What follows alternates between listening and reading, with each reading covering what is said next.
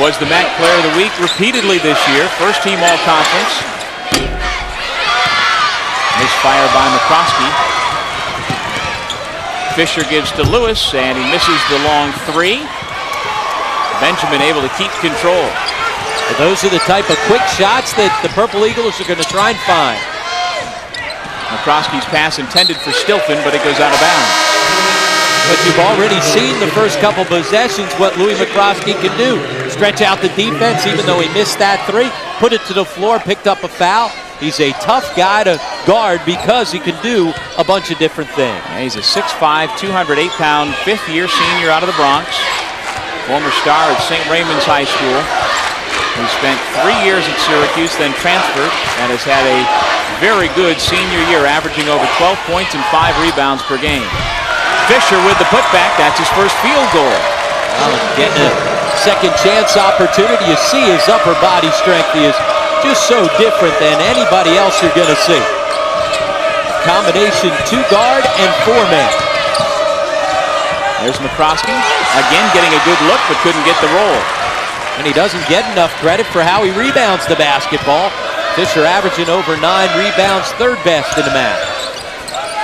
9 years ago, Alvin Young led the nation in scoring for Niagara at over 25 per game. Fisher trying to turn the trick here in 2008. Patterson just off the bench. A little short on the three. Farmer clears the rebound. Devison. Blocked by Egamonye. Terrific defense. First by Lewis to stay on his feet, and then the help defender Egamonye coming over top for the block shot. And Joe Mihalik said one of the keys as well is being able to control Devison. He's really done a good job late in the season getting into the lane time and time again. And when he gets there, he does a great job of keeping his dribble alive and keeping 2 feet on the floor. That's what you want from your point guard. Devison right to the bucket. He is a layup machine. Yes, he heard us talking about it. You got to keep him out of the lane. It starts with good ball pressure, being able to guard the man off the bounce. Fisher from 20, a little strong. Loose ball on the floor picked up by Devison. Well, he is perhaps to Marist what a Tony Parker is to San Antonio. He really loves to get to the basket, can do it, doesn't shoot a lot of threes. Although you saw Devison knock down the three, now a foul at the other end on Stilfen. And not a smart foul there by Stilfen. Egamonye is going to get the dunk this early in the game. Ryan Stilfen, too important to his team. You're not going to block that shot. Instead, picks up a foul. One thing about Niagara, even when you score on them, all they're thinking about is going the other end. The court is tilted for the Purple Eagles, and trust me, it tilts to the offensive side. Now, Egamonye, one of the most improved players in the MAAC, his first 2 seasons at Niagara. No more than an afterthought for the Purple Eagles, and this year he has become a true force. 6'10", 230, 9 points and nearly 7 rebounds per game. Yeah, blocking shots, top 5 in the league in block shots, and also leads the MAAC at 64% from the floor.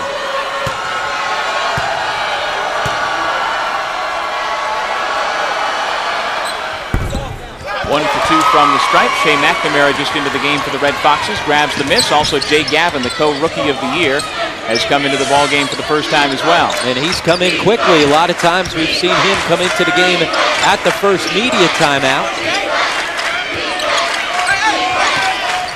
Devison, again, given lots of space. He took the three, missed it. Benjamin blocked by Egamonye. Fisher able to dig it out. And Devison got tempted there, was just a little too wide open, but he can find better shots from himself and for his teammates. Anthony Nelson on the all-freshman team. Second in the conference in assists per game. Traveling violation on the drive. We'll take a break. Just underway from Albany. The fourth of our MAAC quarterfinals. Niagara and Marist tied at 7.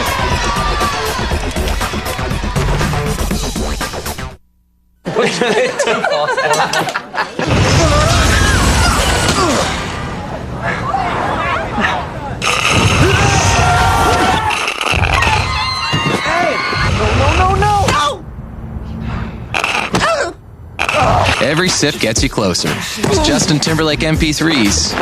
Hey. Hey to you. HD TVs, millions of songs from Amazon MP3 and more. Sign up at PepsiStuff.com. Cool shoes. Where'd you get them? Wouldn't you like to know? Like I just hand out trade beauty secrets to cute girls on the elevator. Been having a little bit of trouble with the IRS lately. I look good for my age, okay? As soon as I change my name and my identity, I think it'll be fine. I feel like I know you because I hear everything that goes on in your apartment. Too much info. Get what you really want in your new Verizon Yellow Pages. More of what you want where you live. Verizon Yellow Pages. Get to it.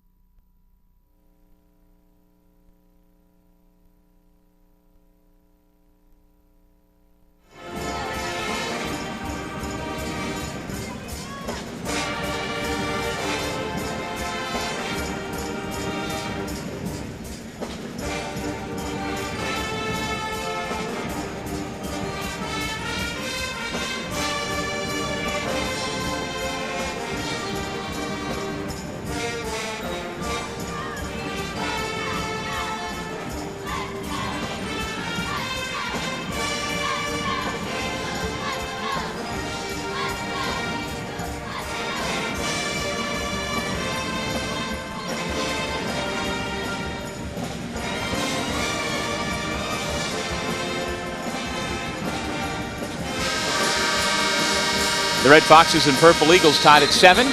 Early first half here in Albany.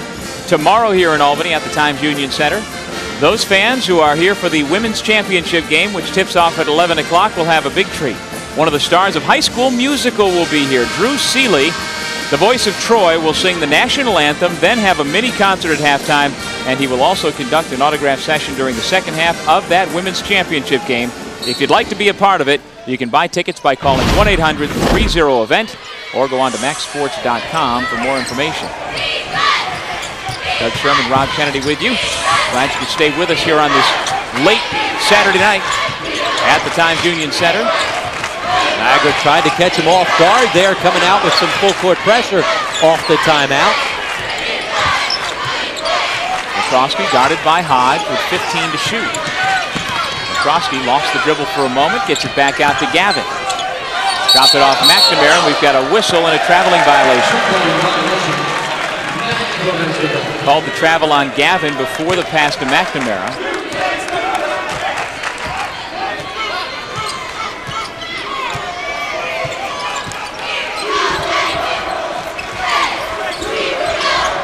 Agamonier around McCroskey, but he came up a little short on the layup. Devison had a thought about going to the basket, but there was Agamonier. And you see how he kept his dribble, so he had some options. Opportunistic, Sharon Fisher, but he can't cash in at the other end because the pass from Lewis was a bit too strong. All right idea, just not quite the execution they needed to make the play. They want to get out, leak out, on the break, just a little bit too far for the big guy.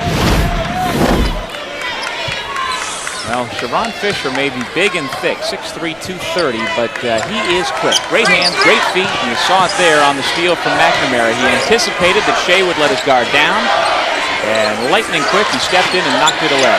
You see why he was a big-time football recruit coming out of high school, Roman Catholic.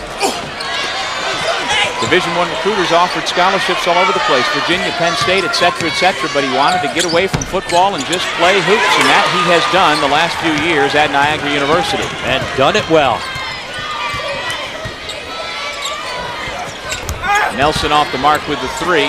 Much like Devison, both point guards just too tempted with those threes. Neither one of it shoots it that well from beyond the three. 27% from Devison, 28% for Nelson. Sometimes there's a reason why you're wide open. Good hustle by both teams off that long missed three. You guys going to the floor. And that's three seniors getting after it. And you talked about it, and earlier we said these are the two most successful senior classes in the MAAC. Over their 4 years, Niagara, they've won 73 games. Marist won 71 games, but Niagara's got the upper hand because these seniors have gone to 2 NCAA tournaments. The seniors for Marist got to the NIT last year. They'd like to try and finish off their careers with a trip to the NCAA. Yeah, Marist came into last year's MAAC tournament as the #1 seed, having won the regular season title, and then could not get it done, so they wound up in the NIT. Stilfen fouled on the shot. They went to the NIT by virtue of winning the regular season. One of the great rules with the NIT since the NCAA has taken it over. Stilfen, the guy that Matt Brady calls his rock, the senior, a guy who does a little bit of everything. Fisher bodying up. I guess he's just too strong in there.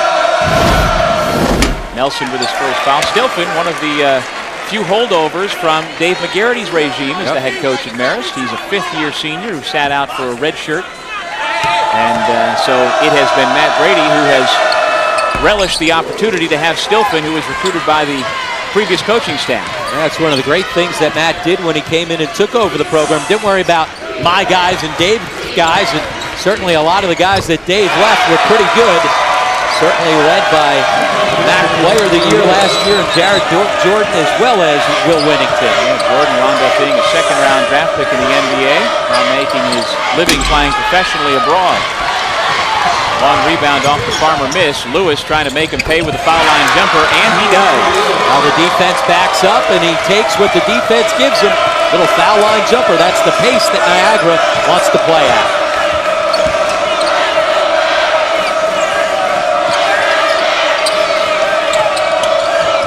Fisher again, fourth in the league in steals, getting his hand on yet another pass. McNamara off the nice recovery, lays it in. And nice feed as well by the big guy Stilfen. As we said, he's very versatile, handles the basketball. At times, he's a point forward for the Red Foxes. Yeah, Stilfen 6'8", McNamara 6'9", both capable of putting the ball to the floor.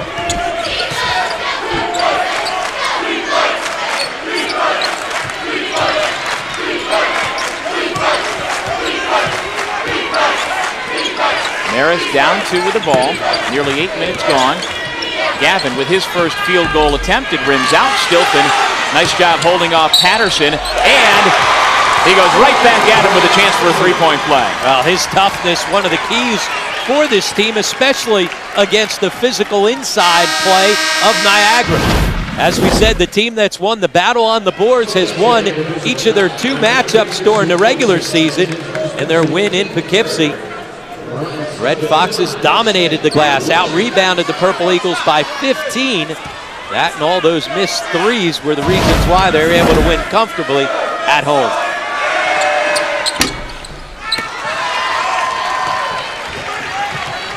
Anthony Nelson, a freshman point guard from Plainfield, New Jersey. Stanley Hodge, kind of the de facto point guard. He can do anything and everything in the backcourt. Before the shot, Fisher was fouled. Personal against Jay Gavin. Non-shooting foul, so it'll be Purple Eagles possession when we come back. 11:51 left to go first half, tied at 12.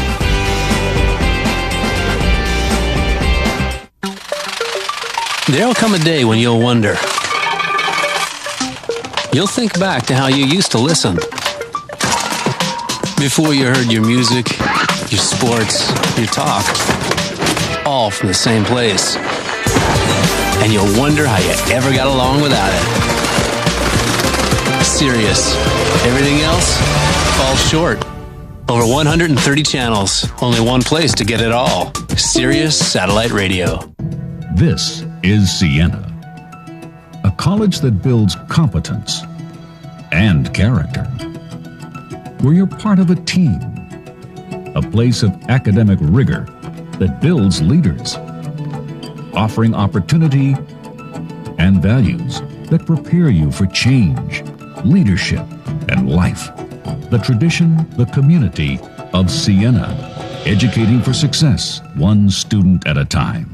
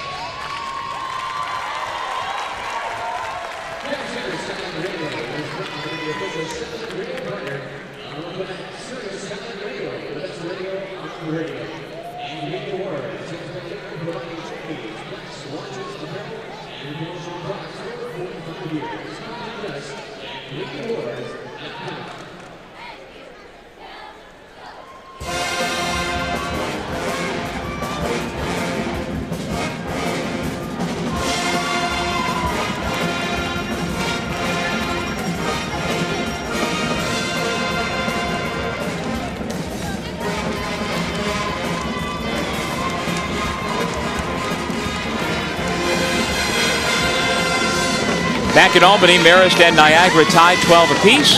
11:51 to go first half. This is our fourth and final quarterfinal on quarterfinal Saturday. Fans, get your tickets now for the MAAC Baseball Championships down at Waterfront Park in Trenton, New Jersey. It'll be May 22nd, 23rd, and 24th, and you can buy tickets by calling 609-394-3300 or go on to the conference website, maacsports.com, for more information. But these here are the MAAC Basketball Championships. Tomorrow, the women's finals at 11 a.m. The men's final will be 7 o'clock Monday night here at the Times Union Center.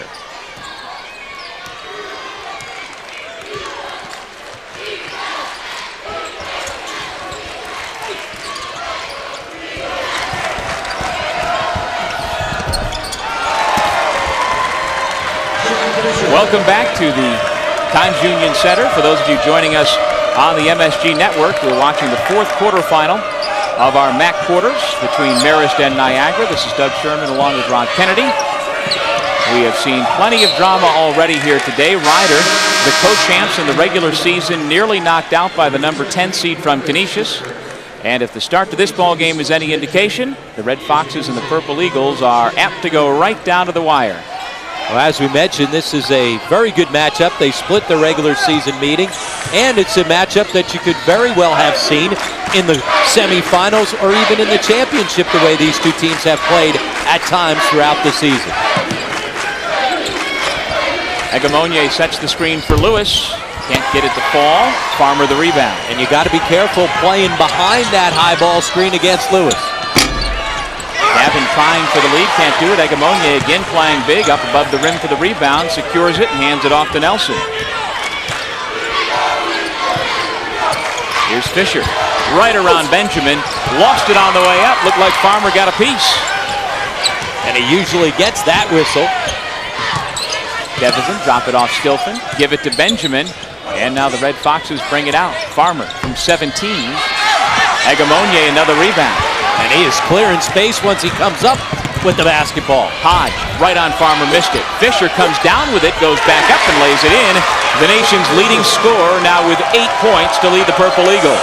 And like most scorers, he can score it in a number of different ways. Take you outside beyond the 3 and muscle you inside in the post. 5 rebounds to go along with the 8 points for Fisher. And now the whistle and the foul against Egamonye. Egamonye coming out and hedging high and hard on that high ball screen, but you got to be careful not to pick up the silly foul. Here's our leading scorer in the country and the leading scorer in the game here too, as he does a good job cleaning up on the offensive boards. Takes the contact, good balance, able to square his broad shoulders and throw it on the glass. Benjamin, nice catch and lay before Egamonye could get there. He caught it high and laid it in. And I like the call from the bench as well to try and get Spongy Benjamin involved offensively. Last time he got a touch, he kicked it right back out as if he wasn't going to be aggressive. That time forced to catch and finish. Double team comes, Fisher fires away regardless, and Stilfen clears the glass. That's one way to get it out of the double team. Tough pass, Benjamin couldn't catch. Devison, though, anticipates, takes it back for the moment, but here comes Nelson and the Purple Eagles. And he dribbles himself into the corner, and then the foul called against Marist. Oh, smart play by Nelson. Push the pace, see if something develops. If it doesn't, then take the basketball back out and don't force it. Camus Gordon will come into the game for Niagara for the first time, and Egamonye ambles to the bench. So you've got Nelson and Hodge in the backcourt, Fisher, Gordon up front, and also, don't forget, last year's MAAC tournament MVP Tyrone Lewis, 5'11", very exciting, electric player. Plays above the rim at 5'11", also has a good jump shot as well. This is Lewis, number 2 in white. Under 9 minutes to go in the first half. Nelson uses the screen from Fisher, who turns and naturally calls for the ball. 5 seconds left to shoot. Hodge off the dribble. 1 and done for the Purple Eagles. Benjamin the rebound. A solid box by Benjamin, and then the release to go get it.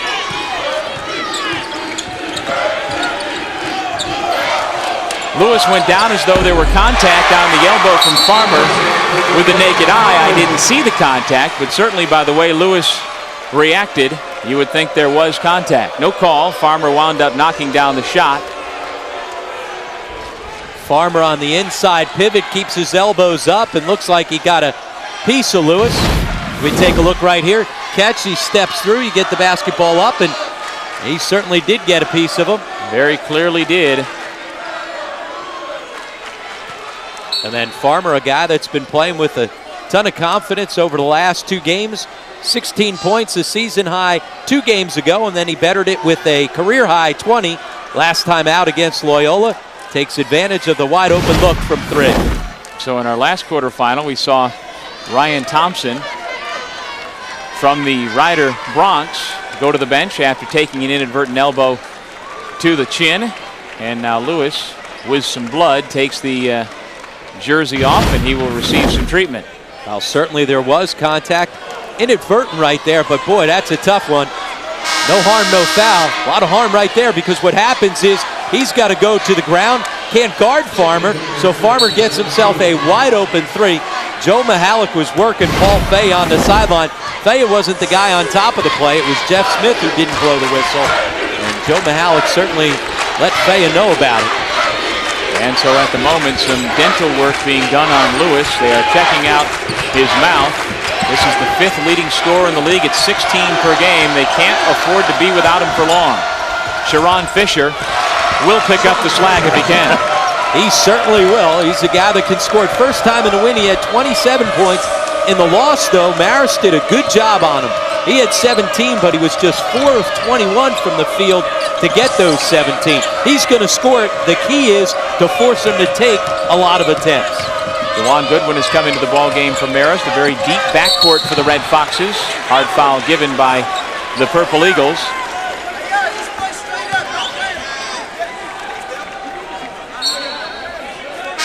We've got a media timeout. We'll step away with a tight ball game to start. Sharon Fisher with the Purple Eagles on top by 1. The big fella has 10 of the 18 points for Niagara so far.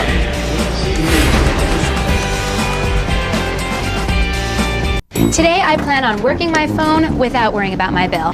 I plan on calling back Justin, Troy, Brad. Hey Brad, not Brad.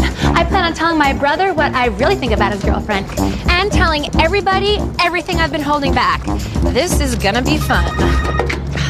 I was just about to call America's you. most reliable network introduces a plan with truly unlimited calling. Talk as much as you want with anyone in the U.S. on any network, even landlines, for one flat rate. That's reliability unlimited. Verizon Wireless.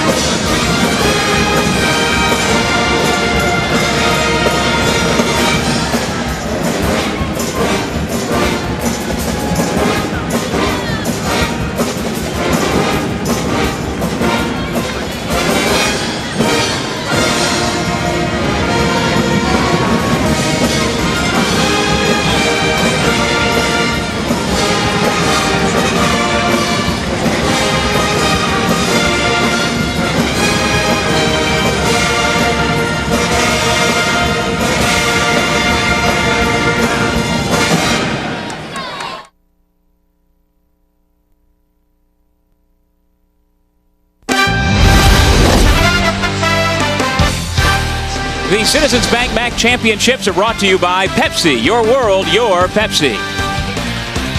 FYE for your entertainment, music, movies, games, and more. Anaconda Sports, official supplier of The Rock. Verizon Wireless. Verizon Yellow Pages. IDARC Media, the official publisher of Verizon Print Directories. And by I Love New York, visit iloveny.com. The defending MAAC tournament champions, the Niagara Purple Eagles, looking to defend successfully here this weekend in Albany. And so far, some tough sledding at the start of the quarterfinal game against Marist, a one-point ball game with Shea McNamara at the line. got a chance to tie it up and take the lead for the Red Foxes. And we take a look at our stat track. Pretty even on the shots from the floor. Not too much difference from beyond the arc. Not surprisingly, we're tied at 18 apiece.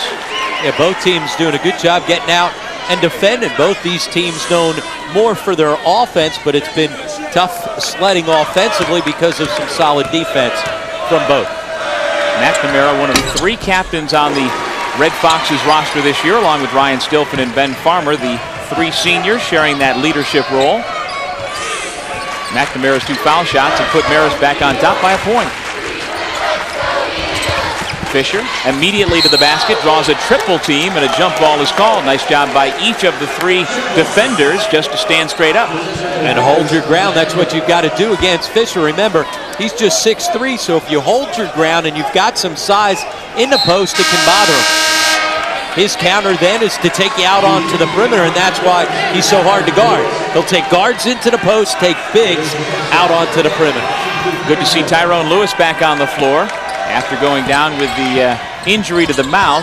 Took an elbow inadvertently from Farmer. McNamara just took an elbow, or rather a shoulder to the chin, from Sharon Fisher, and he plays on. Very physical out there. Yeah, Fisher was just thinking about getting to the line, not thinking about making that shot. Then McCroskey and Lewis collide, and it's Tyrone Lewis who was called for the defensive foul. And I like that call because it looked like it was Lewis who was flopping there to try and pick up the charge. Tickets still available for tomorrow's women's championship game and the 2 men's semifinals tomorrow night, plus the MAAC championship game here at the Times Union Center.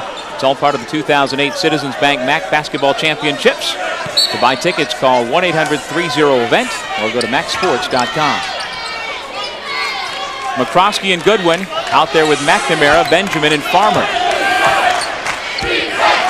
Louis McCroskey, who leads Marist at 12.2 points per game, has yet to score so far here tonight. Niagara showing zone, and they've played a little more zone last few games coming down the stretch. And make sure you go find the 3-point shooters, including the guy with the basketball, Farmer. McCroskey had it knocked away along the baseline. And one of the things you got to do with this Marist team is not allow them to get comfortable, disrupt them by giving them a couple looks defensively.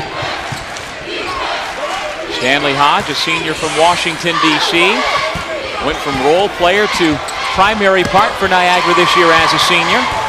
Gordon misfires, and McCroskey dribbles up himself. McCroskey for 3, and he connects.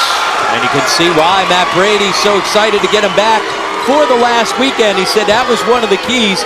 If he was playing his first basketball this weekend, it's hard to get him back into the flow.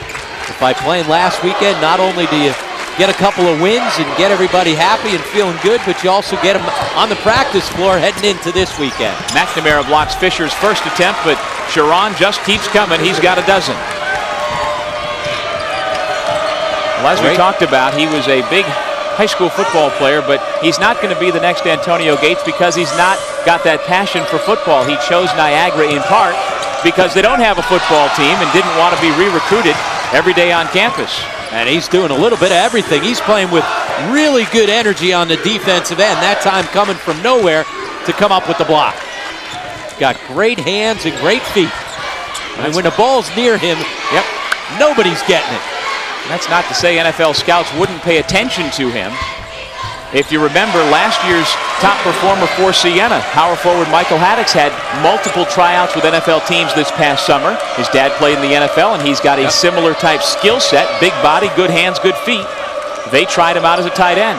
If he's coming at you, don't matter which side of the ball, get out of his way. You got that right. Tied at 22. Goodwin nearly got himself in trouble by picking up his dribble. Here is Goodwin. Open look. No good. McNamara tips out to Farmer. Quick pass back inside to his fellow senior for 2. And that's what McNamara brings you, energy and effort.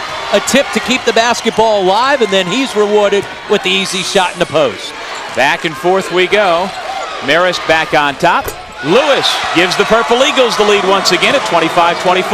And if you start paying too much attention to Sharon Fisher, that's when Tyrone Lewis steps up and can certainly kill you. Killed Marist in the game up at Poughkeepsie where he led with 26 points.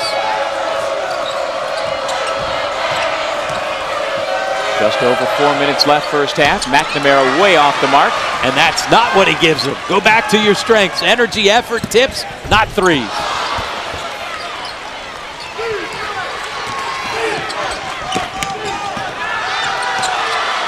Goodwin nearly loses it, and he does. So Niagara will have it when we come back. Marist is the number 6 seed, Niagara the number 3 seed. And the Red Foxes looking to pull what would be a mild upset, at least on paper. So the Red Foxes are hustling. Their seniors trying to extend the career. Farmer to McNamara for a big bucket at one end. But Niagara has 2 prime weapons, including Tyrone Lewis, and with that, they lead by a point.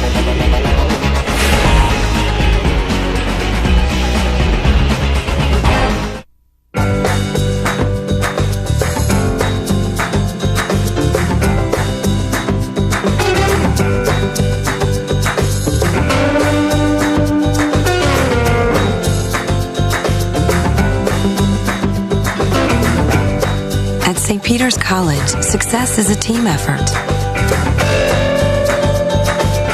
St. Peter's College, education one student at a time. Hey, playing Take 5, huh? Who are you? I'm Little Bit of Luck. And when you play Take 5, the odds are 1 in 9, so I'm all you need to win. Little Bit of Luck. Who's that? Oh, the big guy? That's lots of luck. Save it for the tough things, like if you want to date a supermodel, then lots of luck. But if you want to win Take 5, I'm your man. Come on, let's go get another cup of coffee. This could be the beginning of a beautiful friendship. Whoa, slow down, buddy. Play Take 5 from the New York Lottery. With 1 in 9 odds, all you need is a little bit of luck.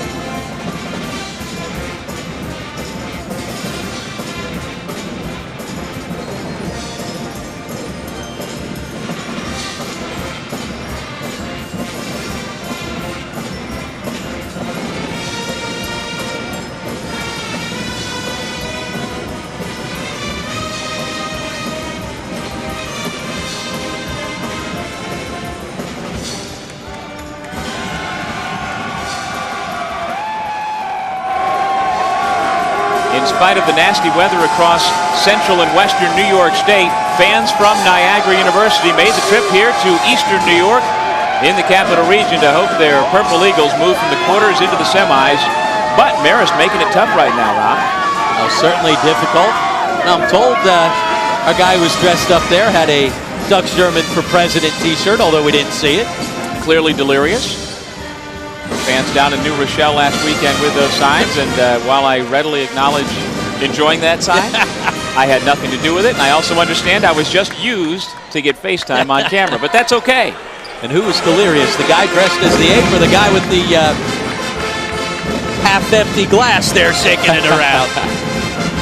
Well, Fisher and Lewis has advertised the options 1 and 1A for Niagara, delivering so far with 20 of the 25 Niagara points. And nothing new. They're their number 2 scoring duo in all of college basketball. Certainly a lot has to do with Sharon Fisher leading the country at nearly 28 per game, but Tyrone Lewis, top 5 in the MAAC in scoring at 16 points per game. Here is Lewis. Good to see him back on the floor after taking that inadvertent elbow to the mouth. Set play, they go to Fisher, but the double forces it out. Nelson with a rare turnover. For a freshman, he's done a good job all season long of finding his teammates, but also taking care of the basketball. Doesn't turn it over a whole lot. Well, he went for 12 assists in an early season game, non-league against St. Bonaventure. At St. John's, when the Purple Eagles beat the Johnnies, 12.4 assists, no turnovers, 5 steals. That's a heck of a stat line against the Big East team.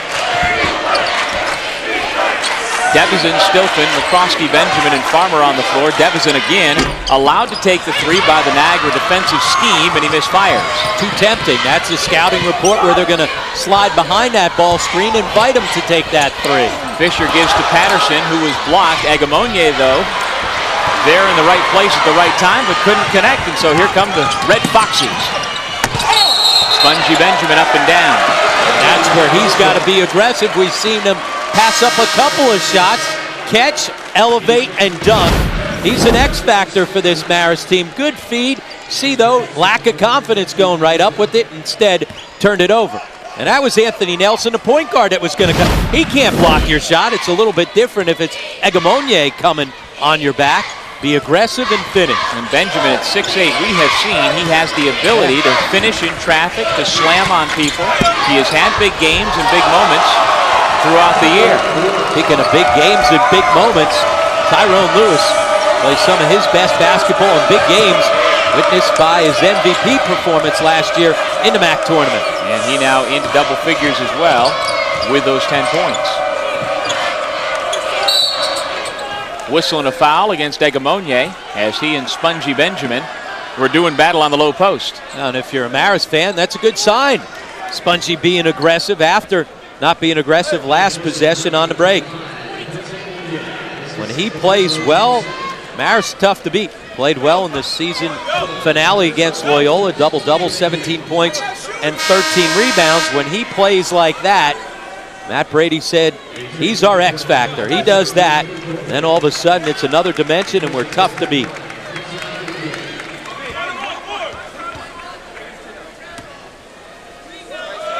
Second foul on Agamonye, so he takes a seat, and Spongy Benjamin, a 63% foul shooter.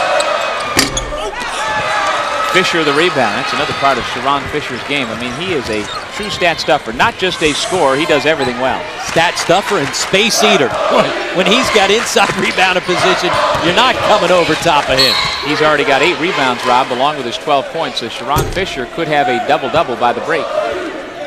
Well, he puts up gaudy numbers pretty much every time out, but certainly when we see him play, including those 45 points that we saw him go for down at Loyola. Missed a couple of foul shots late, or he would have had the MAAC scoring record.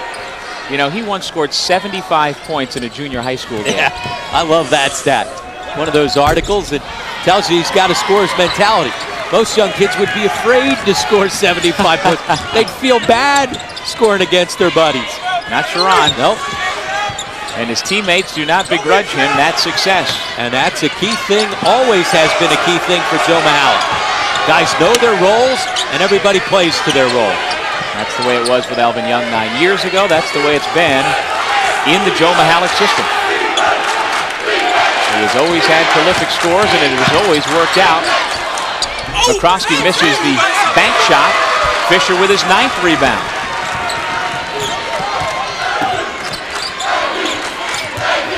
Benjamin with the tough guard. Somehow got it away from Fisher. Devizin running the other way. Right to the basket. Hodge let him go. And it's an easy 2 for the point guard of the Red Foxes. You got to keep him out of the lane, whether it's on the break or in the half court. Devizin, he's been aggressive here tonight. Devizin aggressive there, nearly with the steal, and recovers nicely to get over to Nelson. Lewis from 21. Farmer, who has been active with the rebound. And you can't settle for deep guarded threes like that. It's one thing if you're open. McCroskey could have given Marist the lead. Instead, Niagara back the other way with 43 seconds left in hand. And that shot as well, a quick one, but that time at least it was an open shot. McCroskey has not done much offensively here tonight, just the 3 points. McCroskey's 1 out of 6 from the floor. 2-point shot by Fisher off the mark. McCroskey with a rebound. Recognizing that he was being guarded by a big in Stilfen, so what does he do? He takes him to the perimeter. One thing that Sharon Fisher does, first thing he tries to figure out, who's guarding me? If it's a guard or a smaller guy, let me get in the post. The big guy, let me take him outside. 27-26, Niagara with a 1-point lead. Get a look at Matt Brady, the 4th-year head coach of the Red Foxes, who is a 1987 graduate of Siena. although this building was not in place when he was the star guard at Siena back in the 80s. They played on campus at the Alumni Recreation Center, so this is not really an old homecoming for him, but trying to make it very familiar here this weekend. Joe Mihalik still very familiar with his building. He has had some epic battles over the last decade with Siena. And really some of the best games during that time have been between Niagara and Siena in this building. And I'm a bit surprised that Sharon Fisher see nearly a double-double, that he's on the court for this possession. I thought maybe Joe Mihalik, and we've seen him do this a couple of times, get a defensive substitution in here for the last possession so that Fisher doesn't have the ability to pick up a foul. Instead, Marist will hold for the last possession, try and see if they can't go into the locker room with the lead.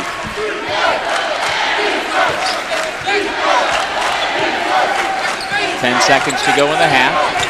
Devizin back to Farmer. On the pick and pop. Bad pass over the head of Stilton. 3 seconds to go, and here comes Fisher trying to get off a shot. You knew he would. A little too strong off the glass. And that is the end of the first half. Oh, Marist tried to go at him. He had space inside. They just weren't able to punch the ball into him. Well, you knew option A, Sharon Fisher would get his points. How about option B? Tyrone Lewis doing his thing with 10 points. Fisher's got 12. Combined, they are carrying the load for the Purple Eagles, who head to the locker room with a 1-point lead. The dynamic duo, Batman and Robin, and both those guys have stepped up. Niagara 27, Marist 26. We'll be back with the MAAC halftime report right after this.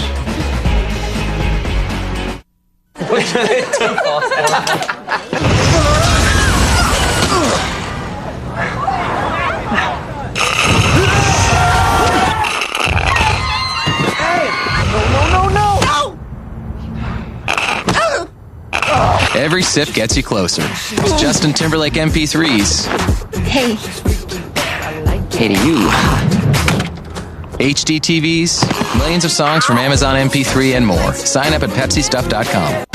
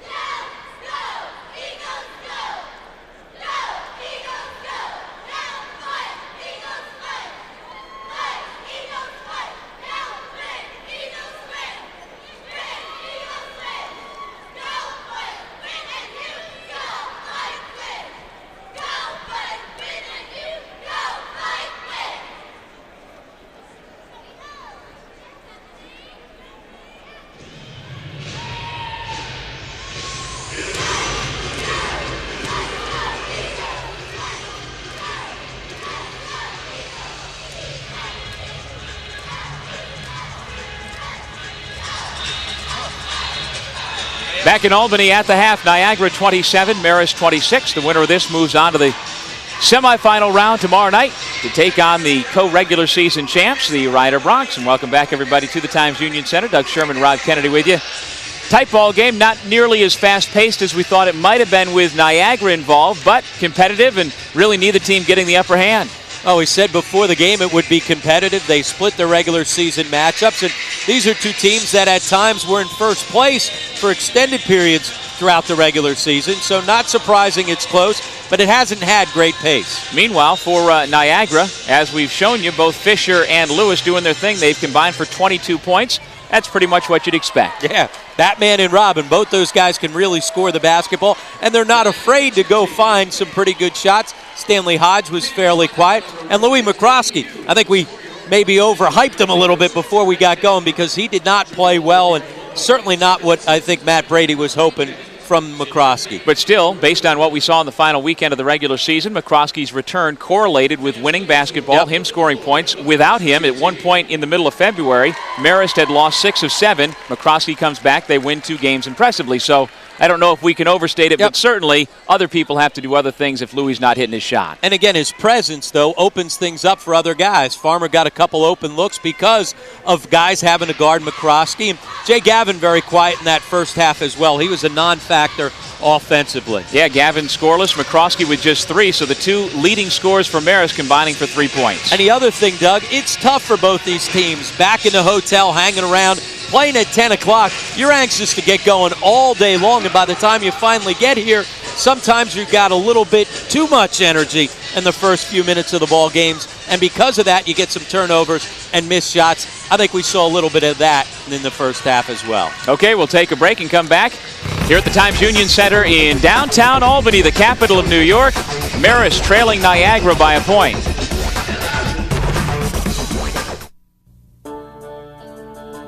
Basketball is a tough game, and I always play by the rules. And in the game of life, I still play by the rules. It's easy to go with the crowd and do what they call cool. If you ask me, cool is staying clean. As an athlete, I need to be in control of my mind and my body when I'm on the court. I can't do that if I'm on drugs. Life is filled with many choices. Those can only be made by you. Make the right choice and say no to drugs. What I found is loaded. Yo-yo! If you outlaw yo-yos, only outlaws will have Please, yo-yos. again, yo-yos are never the answer. Give me the money! Oh, yes! No! Get him! Get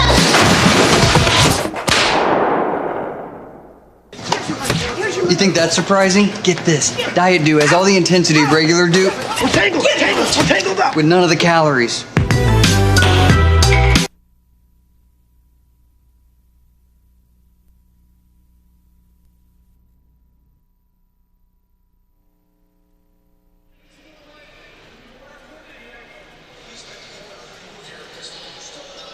I don't, and I'd much prefer to defer to Lisa or somebody else on that.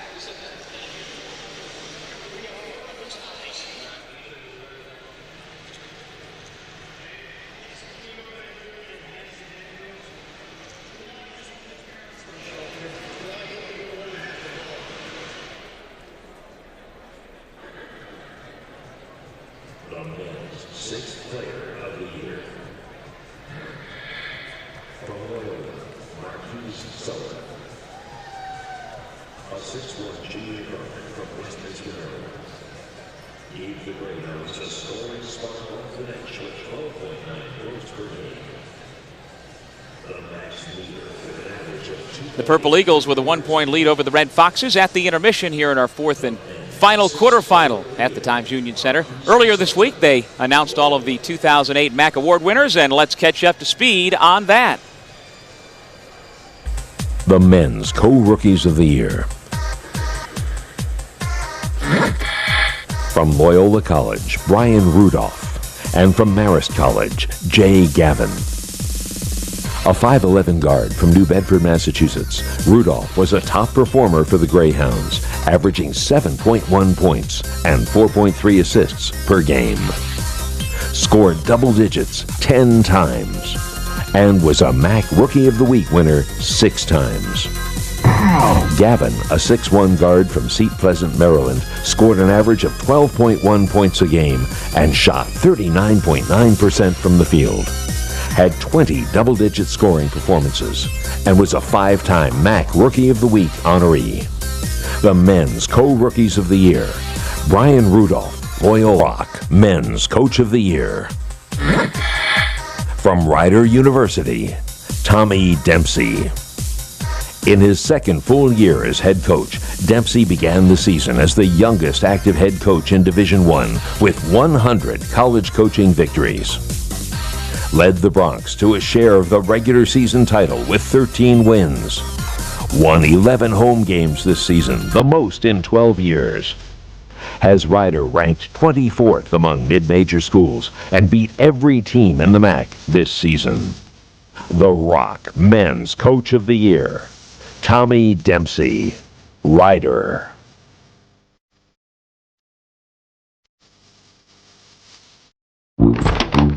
Today, I plan on not freaking out about my wireless bill. I plan on saying whatever when my daughter talks for hours. Yeah, I plan on being totally down with calling Denver in the middle of the afternoon, huh?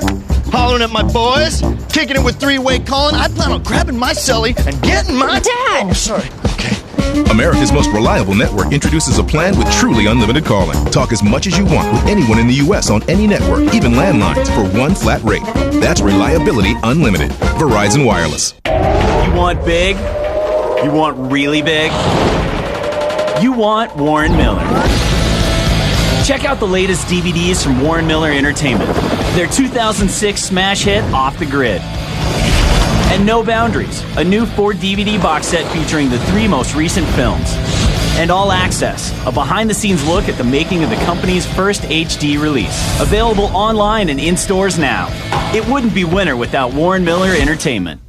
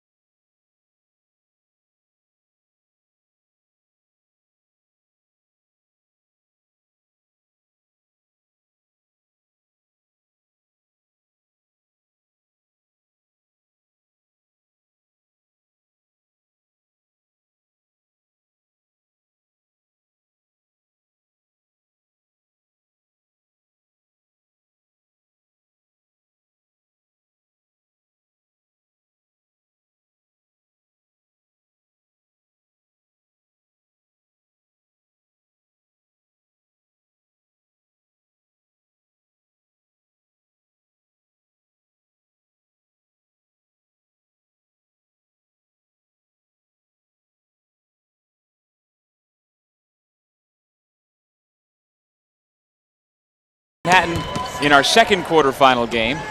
Loyola able to get by Fairfield.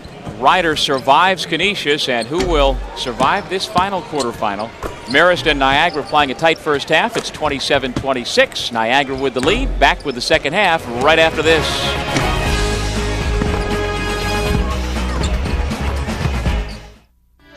From the floor of the New York Stock Exchange to the top of the Empire State Building, New York City is celebrating 150 years of Manhattan College.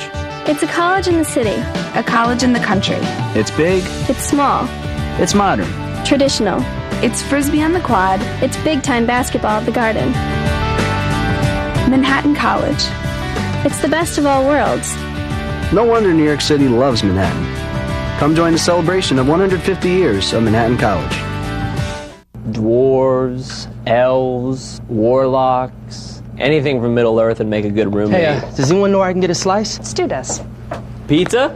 Talking about za? Talking to the wizard of za. What you like? You like cheese? Some people like cheese. I love cheese. Roquefort? No thank you. I had that once and it made me sick. I had to go to the, woo-hoo, all day long, Too much info. Get what you really want in your new Verizon Yellow Pages. More of what you want where you live. Verizon Yellow Pages. Get to it.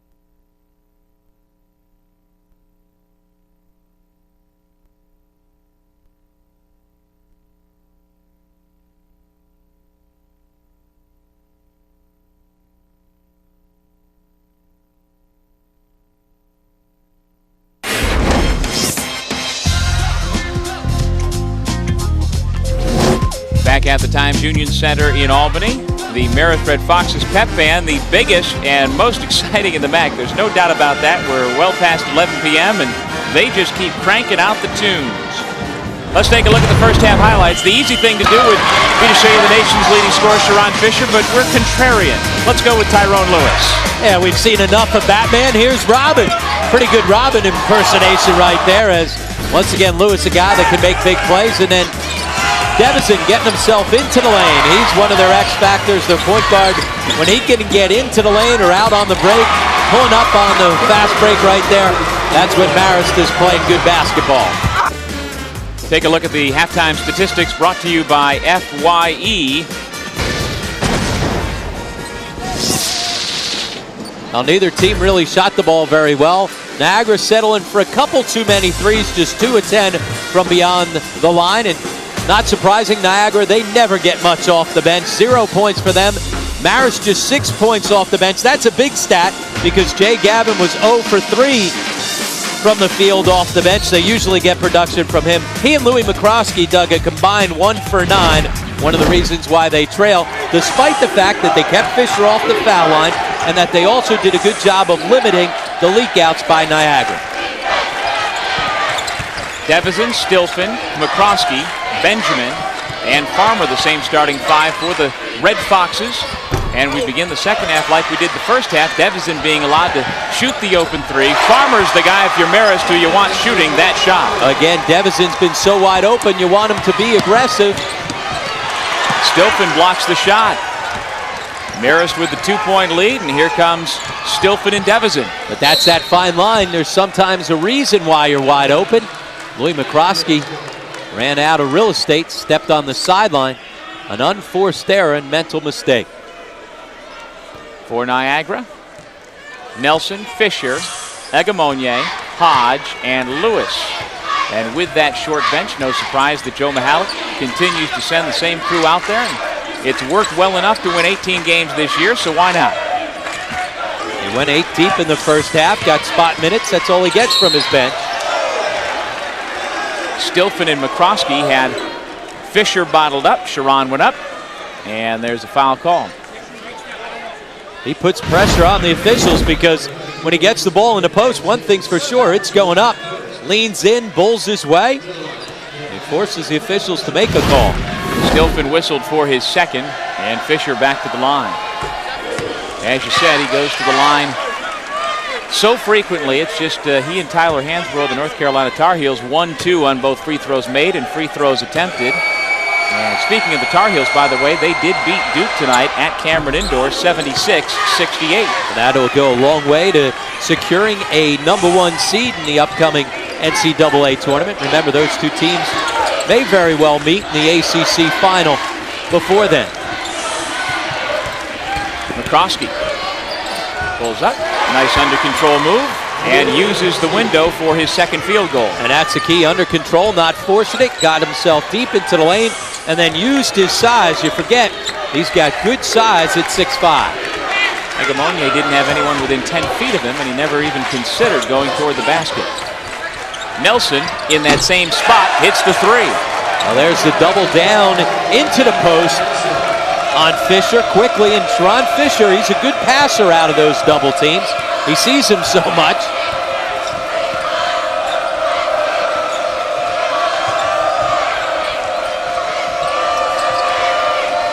Devison again given room by Nelson.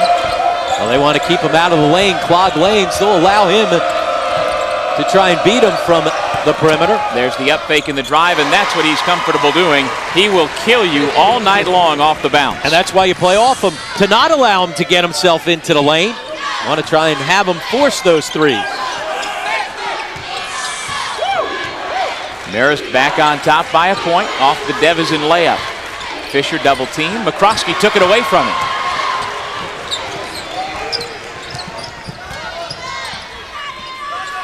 Stilfen into Benjamin. Up and over Egamonye, who picks up the foul, and that's his third. Well, the Purple Eagles are led by Joe Mihalik, who is a 1978 LaSalle grad, did a long apprenticeship as an assistant coach at LaSalle before finally getting the head coaching job at Niagara. And I'm telling you, one of the tough places to win traditionally over the last 25 years, he has really seized his opportunity. No, he's done a great job. You see, averaging nearly 18 wins per game. And he's also certainly done a great job in the MAAC tournament. 6 straight trips to the semifinals, and as we mentioned, they've won 2 out of the last 3 MAAC championships to get to those 2 NCAA tournaments. Remember, 35 years in between NCAA trips when he was able to take the Purple Eagles back there in 2005. Made sure it wasn't that long of a gap. His second trip back just 2 years later. And Joe Mihalik has not forgotten his roots. He still recruits Philadelphia very well. Yep. Fisher from the Philadelphia Roman Catholic High School. Tyrone Lewis from Levittown, PA. I mean, and he has done this for the better part of the last decade, making sure he gets some of the best players out of Philly. Well, and that makes sense. You recruit where you've got relationships. They've got a guy sitting out, transfer from Villanova, Bilal Ben, another fine high school player from the city of Philadelphia, to continue that tradition. And then he's got another transfer from a BCS Power Conference out of UConn, Rob Garrison. He's a guy who is from Niagara Falls and is coming back home, and he'll be eligible next year as well. He was part of that Johnny Flynn, Paul Harris, Niagara Falls juggernaut, and he certainly should be an impact player along with Bilal Ben next season for the Purple Eagles. Fisher misfires Camus Gordon. So now some bench scoring for Niagara. Yeah, getting it done off the bench. Hey, if they can come in and score it, that's a bonus. They come in just to give them some defensive presence, some size, and give some guys a couple minutes rest.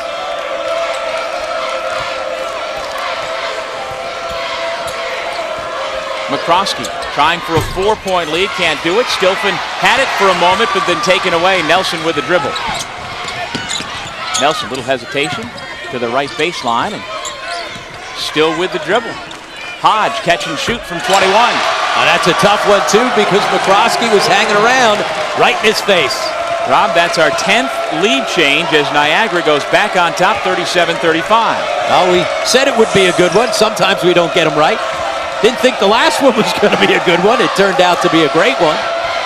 Canisius gave Ryder all it could. The Golden Griffins led late, but a Patrick Mansell three-pointer with about a minute to go wound up being the difference as Ryder hung on. And McCroskey trying to sit in the post with Hodge trying to defend him. Stilfen, nice mid-range jump shot. Everybody starts keying in and sagging off, trying to take off the pass to the post. That's our 7th tie as the ball goes out of bounds, and we'll take a break. It has been tight from the start. That's the case right now, tight as can be. The Hodge 3, part of a 37-all tie between Niagara and Ryan Stilfen and the Marist Red Foxes. 15:30 on the clock. One of these teams will make it to the MAAC semis tomorrow.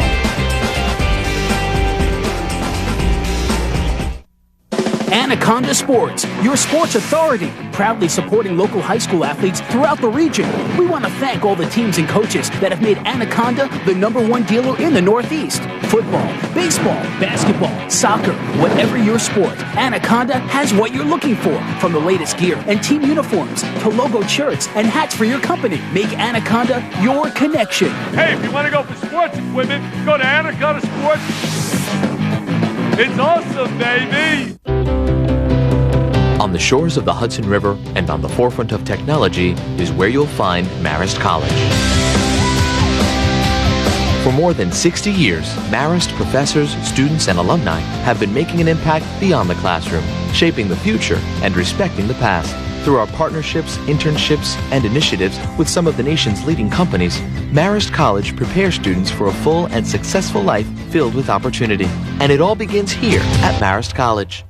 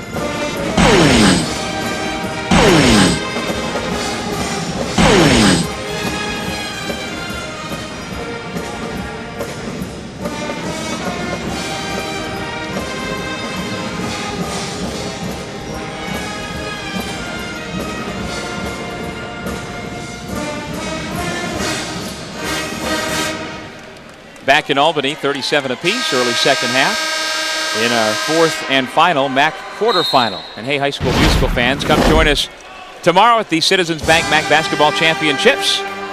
High school musical star Drew Seeley, the voice of Troy, will host a day of entertainment. Now he's going to sing the national anthem before the women's title game, which tips off in about 12 hours from now. Then he will give a mini concert at halftime, and he will also conduct an autograph session during the second half.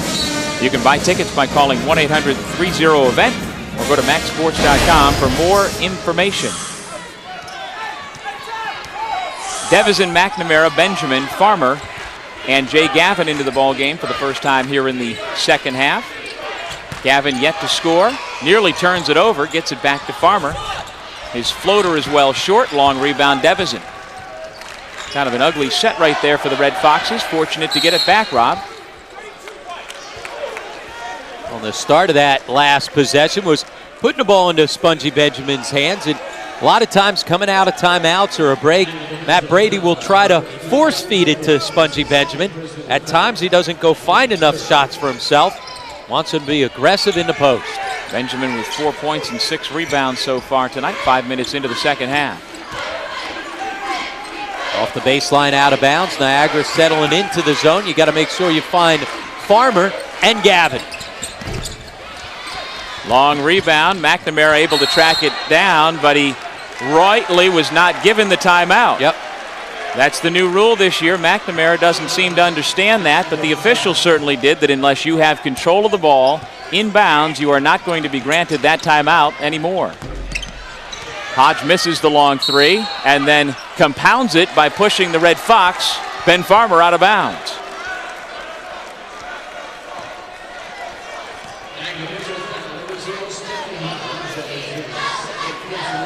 Head coach Matt Brady. Well, you were an old rival of his back in the 80s. Used to play in high school, knocked me out of the state tournament. He made South Jersey Still not all-decade team. I know you're not. No. I'm still waiting for the pictures of you in the short shorts. We've seen Coach Brady back in the day. The big hair to go with it. Absolutely. Little moose, make it bigger. Gavin, strong to the hole. And there he's not settling for threes, and when Jay Gavin can make that a big part of his offensive repertoire, then he's going to be really hard to guard. Guys have to force out on him the way he shoots the basketball. Put it to the floor, take advantage of it. Lewis blocked by Benjamin. Fisher blocked by McNamara. And he had ball. Devizin, 1-on-3, right to the rack. McNamara tips no. Benjamin has it tipped out, and here comes Fisher the other way if he can track it down. He does. The save, but it winds up in the hands of McNamara. Now bring on the Dancing Bears. A little wild there. Gavin for three. Still wild. Devizin knocks it away to Benjamin. Spongy can't get the roll. And now downright crazy. Follow the bouncing ball. Foul called on the loose ball. As if to kind of wake everybody up in the building. Both teams with some missed opportunities, good effort, good energy, but not good execution. Here's the hustle by Devizin. Here again, Spongy Benjamin. See him just bounce off the contact. You got to go up strong and finish that. Even though he got bumped, you got to be stronger with the basketball.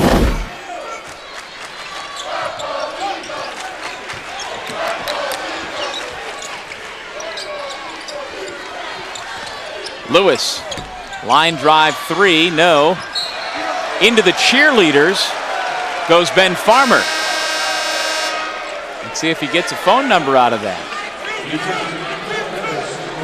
Unable to save it, it'll be Niagara basketball. And now Farmer goes out. He has really been an impact player here in this ball game tonight with the 8 points, but he has been active on both ends. He'll get a break. Lou McCroskey back in. There's the Egamonye in, and Camus Gordon out.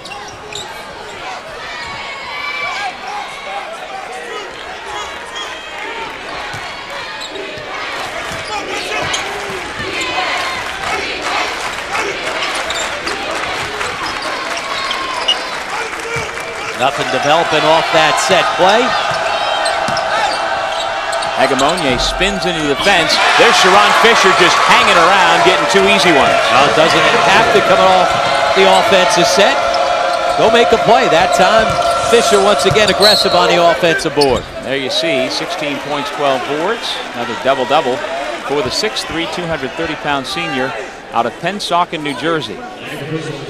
Last year he ranked 16th in the country in scoring at 20.6 per game. This year, Sharon Fisher setting the pace at 27.7. And you've got to put a body on him when the ball goes up on the rim. It's hard enough. Sometimes you box him out and he gets an offensive rebound. You don't pin him, and there's no way you're keeping him off the glass. Well, he has tremendous vertical leap. He doesn't have to get a running start. We saw him slam in traffic in the game up at Niagara against Siena with bodies all over the place. He just went straight up like a rocket. Big hands and threw it down. Off the turnover, Lewis blocked by the trail defender McNamara, who takes Farmer's spot in the Niagara cheerleaders. Farmer's going to be jealous. Well, McNamara turned it over as he got himself trapped deep in the corner, but he doesn't compound it as he comes back, gets a block, and apparently introducing himself to a few of the cheerleaders. Those girls have got to find a safer spot.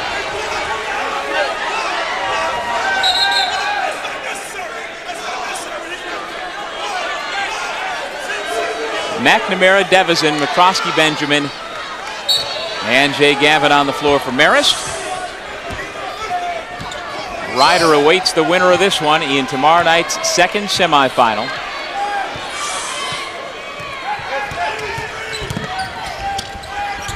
Devison comes up short, not the second time. Now they just are allowing him right now to get too deep in the lane off the dribble penetration.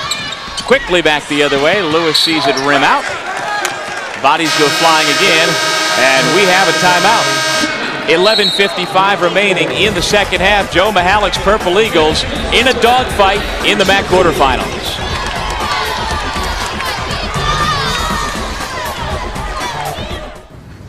Hey, playing take 5, huh? Who are you? I'm a little bit of luck. And when you play take 5, the odds are 1 in 9. So I'm all you need to win. Little bit of luck. Who's that? Oh, the big guy? That's lots of luck. Save it for the tough things, like if you want to date a supermodel, then lots of luck. But if you want to win take 5, I'm your man. Come on, let's go get another cup of coffee. This could be the beginning of a beautiful friendship. Whoa, slow down, buddy. Play Take 5 from the New York Lottery. With 1 in 9 odds, all you need is a little bit of luck.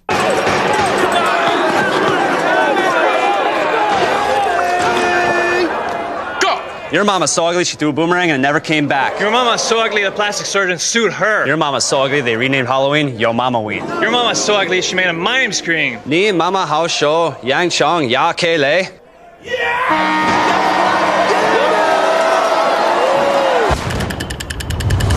Energy, focus, control. Amp Energy. Amp yourself.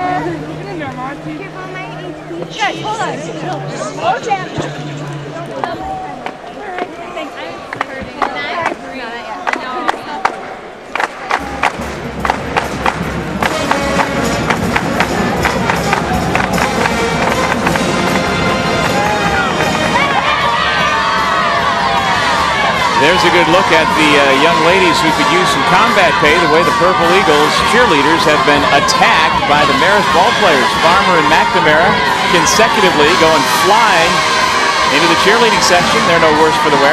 I got a question for you. Who is that? It needs some more clues than that. Based on the hair and the look and the shorts, you got to think mid-80s. All right. Up there's a Siena jersey. Ah, there we go. That's Matt Brady. Indeed it is. A Siena Hall of Famer and still the #2 all-time assist leader in school history. When he graduated back in '87, he held the record, since eclipsed by Mark Brown. But Brady had a tremendous career at Siena College. Fisher just keeps attacking. And you got to love the way off the timeout. They put the ball in his hands on the baseline out of bounds. Can't convert initially, but stays with it and gets the putback. And a little Moses Malone action here. He keeps getting those offensive rebounds off of his own miss, up to 18 points, 13 rebounds. Nice pick and roll. Fisher with another rebound. But the Marist Bigs have not finished here tonight. A couple of times that Benjamin hasn't finished at the rim. That time, missed opportunity by McNamara.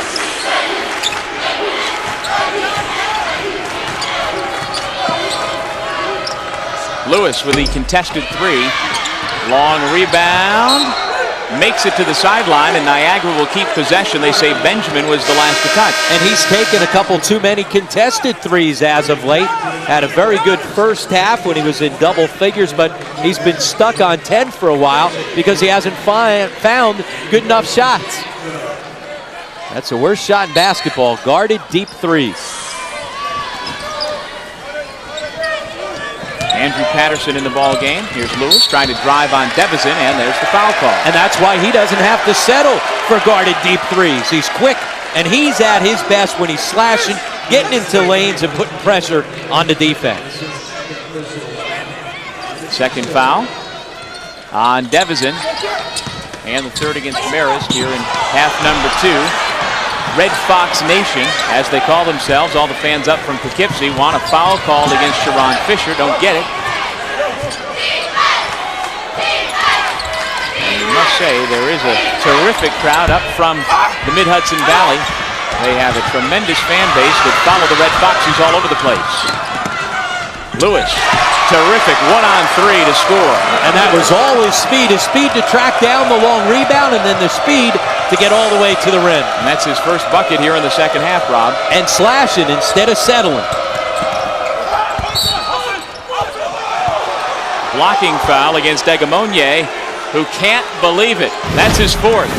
Well, this play was all about the speed of Fisher. Loose ball, he's the quickest guy to it. Stilfen a little late getting there. And an inside hand change, attack, slash, and finish at the rim.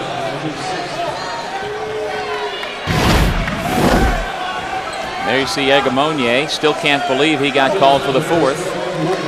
And at this point, Joe Mihalik leaves his starting center on the floor. Not for long, though.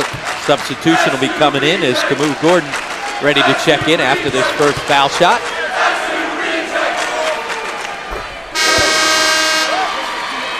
Maybe this can help get Louis McCroskey going. He has struggled offensively here tonight, yet Marist hanging in there, an opportunity to tie it up. And if he got himself going with a little bit of a run offensively, that would be good news for the Red Foxes.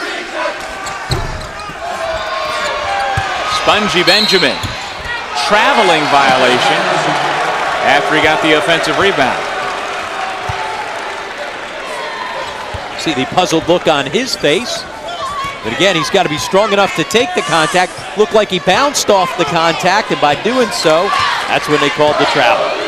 Niagara up one with possession. Now Camus Gordon in the game as Egamonye is replaced with the 4 fouls and a traveling violation called back the other way on Lewis. Both officials really working the sidelines and getting after Jeff Smith. You may want to come over here by us. We'll let him go.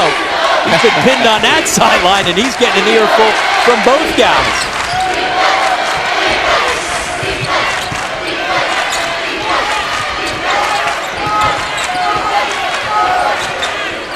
Farmer picks up his dribble. Now he needs Devizin to come to him. And the point guard settles it down. Good defensive pressure by Patterson on the basketball. Under 10 to shoot. Stilfen, who has been quiet here in the second half, does a nice job to kick to the corner, but Farmer can't connect. Stilfen with a rebound. Marist can reset. And Stilfen making plays. Farmer, no. Again, Stilfen makes another play. Couple hustle plays, offensive rebounds. Marist falling in love with a three-point shot. 0 for 3 on that possession. But a couple good open looks from Farmer. That may have been a bit of a force from McCroskey. 43-42, Niagara on top. Stanley Hodge, Tyrone Lewis, Camus Gordon. Almost as if to bring the basketball out and catch the breath for a second. Fisher jump hook over the double team, no, and McCroskey was on the end line as he tried to save it, so Niagara keeps the ball. Remember, this is a Niagara team that doesn't play a whole lot of guys. Every once in a while, offensively, you'll see them bring the basketball back out, get a little stagnant, almost as if to say, okay, let's catch our breath and see if we can't just pound it into the big guy.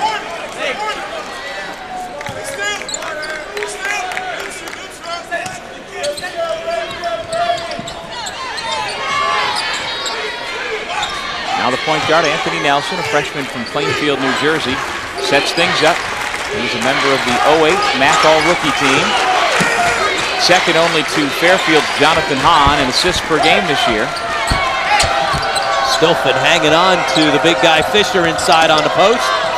Lewis creates separation on Devizin and cams the jumper. And with the defensive attention inside against Fisher, you know you're not going to get help if you get yourself into the lane.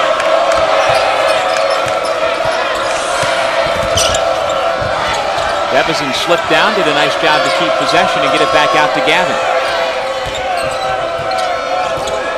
Nelson aggressive defensively against Gavin. Gavin with a left-handed finish. And if they're going to come out and put that type of ball pressure on you, you have to have a release, put the ball to the floor, and get by people. Gavin averages 12 per game. He's got the 4. Once again, it's a one-point ball game. A lot of those usually from beyond the 3, but they're crowding up on you so much, trying to take it away. Part of the scouting report's changing up here in the second part of the season. You've got to be able to go by people.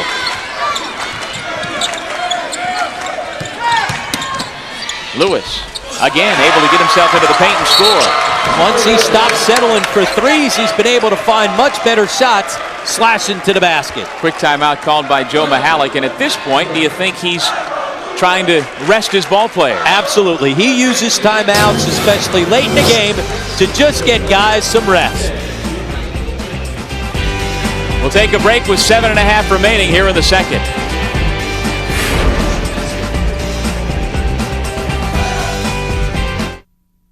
What does it take to be a leader? A strong foundation to understand the challenges of our world. The vision to inspire others. The desire to make a difference. Jesuit education at Loyola. Preparing tomorrow's leaders today.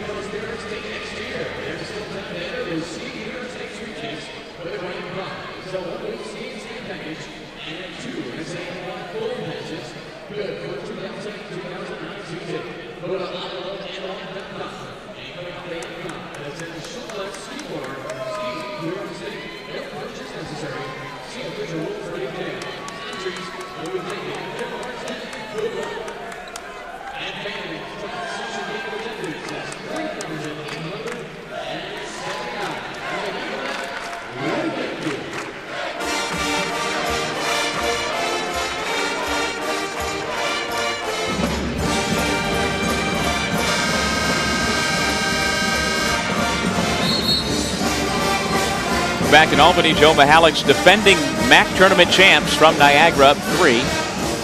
As we wind down this long day of basketball, this is the 4th of our 4 quarterfinals at the Times Union Center.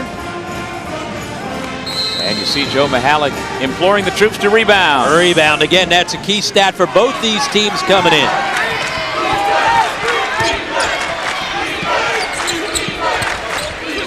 On our stat track, neither team shooting particularly well from the floor, and Stilfen continues that trend. Pretty similar beyond the arc as well. Lewis finds Fisher, who finds a gap and hits the 3. Out fresh legs, that timeout again, able to get them some rest, some energy. And Fisher, you got to find him, especially in transition. You expect him to dive into the post, but he can trail from 3. And this is the largest lead of the game for either team, up 6 for the Purple Eagles. So now we'll get ourselves another rest, and that's why Joe Mihalik took that first time out to get his Ironmen. Remember, these 5 play a ton of minutes. Back for the finish here in Albany.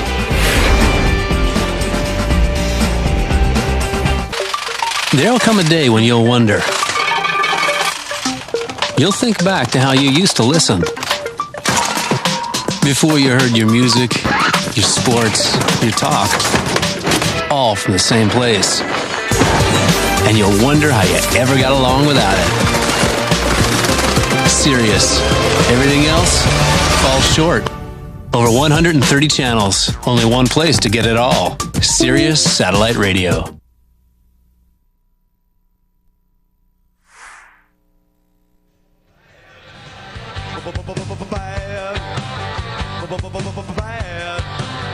Bad to the bone.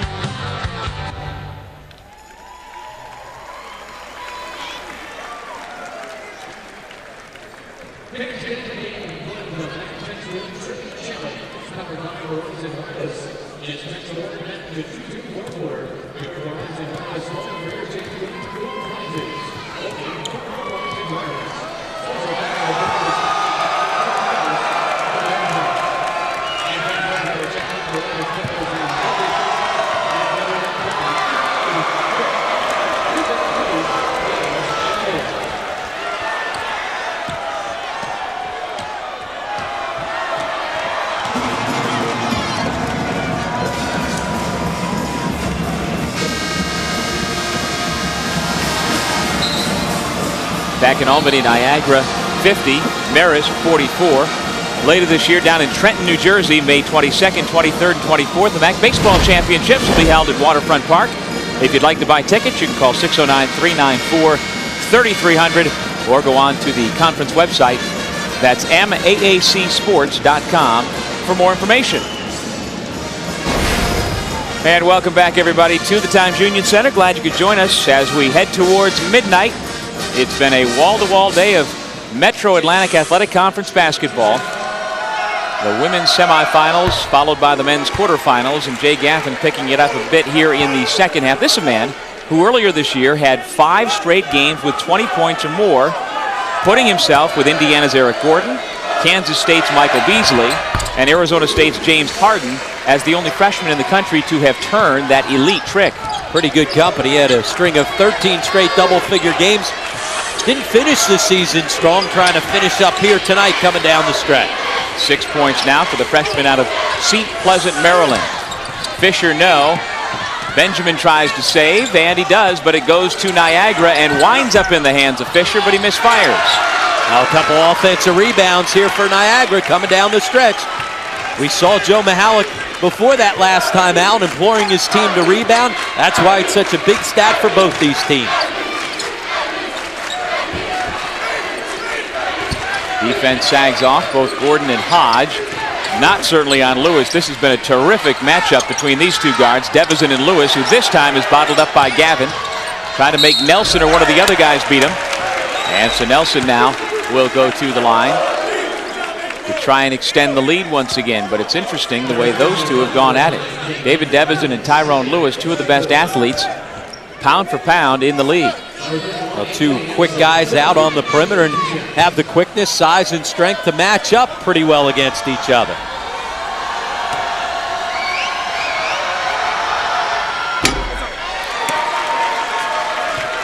Nelson's a 77% foul shooter, among the top 10 in the conference, but he misfires on the first. I like to see those types of numbers out of your point guard. Absolutely. He's had a very solid freshman year.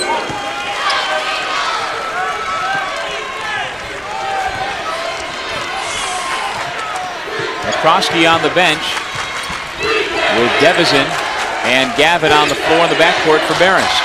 Under 6 minutes to go in regulation. And here's where they've got to find good shots, not settle for threes. Farmer with the three, and he hits it. Now that's not settling for one, that's running for one. Set play, good screen in. Farmer's taking threes, that's one thing.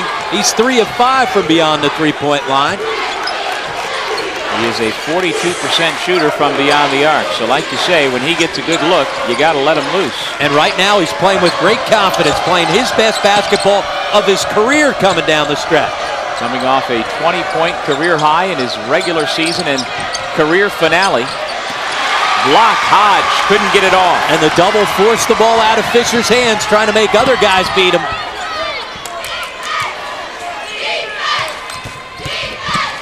Devison for the tie, and he'll have a chance to take the lead. The one thing he does so well for a point guard is finish at the rim with either hand. We always say that about post guys, with a nice little jump hook with the right or the left. He does it going to the basket with either hand. We've seen it time and time again this season. Bounce off contact, finish with the left. He has a physicality about him that he brings to the game in the point guard position. He has an older brother who plays in the NFL, Ethan Kelly. He is a nose tackle for the Cleveland Browns, and certainly different body type, but both very physical. Devison, 6 feet 180. As we take a look at the tightness of the ball game, Marist back on top, 52-51. Nelson. Nice spin move to get around Gavin. And showing you that he's not a freshman anymore, not forcing up threes, instead finding better shots off the bounce. The seesaw, back the other way. Stilfen misses the two, given plenty of space, and he came up well short. And bad shot, quick shot trailing, but bad shot because his toe's on the line. If you're going to take that, you got to make sure you're behind the arc.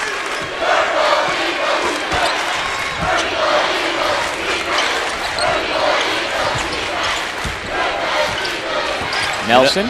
You know they'd like to play a little two-man game with Batman and Robin. Double team, Gavin ties him up. The last couple of times he's touched it, they've ran a double team at him. They're going to force the ball out of his hands and make somebody else beat him. Egamonye comes back in and will play with those 4 fouls. And so now Joe Mihalik has his starting unit back on the floor, intact with 4 minutes on the clock. Benjamin knocks it away from Fisher, who, while trying to save it, stepped on the sideline. A big defensive stop for the Red Foxes. Fisher with 21 points. Leads all scorers, but he was stopped on that possession. And by and large, I'd have to say Marist has done a good job with the double team to make it tough on Sharon Fisher. Well, now trying to force the ball out of his hands as soon as he catches it. Devison, what a fake, right to the basket, but he can't finish that one. Egamonye, and a foul is called on Benjamin for apparently throwing his chin at the elbow of Egamonye. Boy, that was a tough sequence. Devison turning the corner. Looks like he gets hammered right here. No call on that. And instead, is Egamonye swinging it. No contact there, and somehow you get a foul call. Now, wonder Matt Brady had to be restrained on the sideline. We'll step away, 3:48 left on the clock with a 1-point game. Fairfield University is among the nation's top-ranked Jesuit universities and a valuable resource to the region, graduating students who are well prepared to make meaningful and lasting contributions to the greater community. Students of all ages choose Fairfield University for its convenient location, flexible schedules, and its dynamic learning environment anchored in the time-honored values of a Jesuit education. Discover the treasure that is Fairfield University. What are you looking for in a college? Cutting-edge academic programs, a faculty that's second to none, great recreational opportunities and residence halls? How about a college that will provide you with the education you need to become a leader in your profession and in your community? If that's what you're looking for in a college, you'll find it at Canisius. To learn more about Canisius College, call 1-800-843-1517 or visit us on the web at canisius.edu. Canisius College, where leaders are made.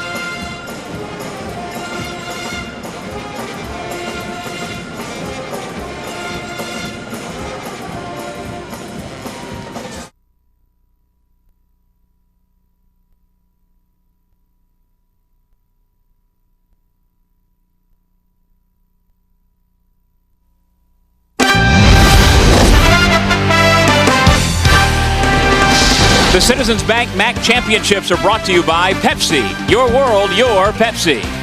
FYE for your entertainment, music, movies, games, and more. Verizon Wireless. Verizon Yellow Pages. IDARC Media, the official publisher of Verizon Print Directories. And by New York Lottery. Hey, you never know.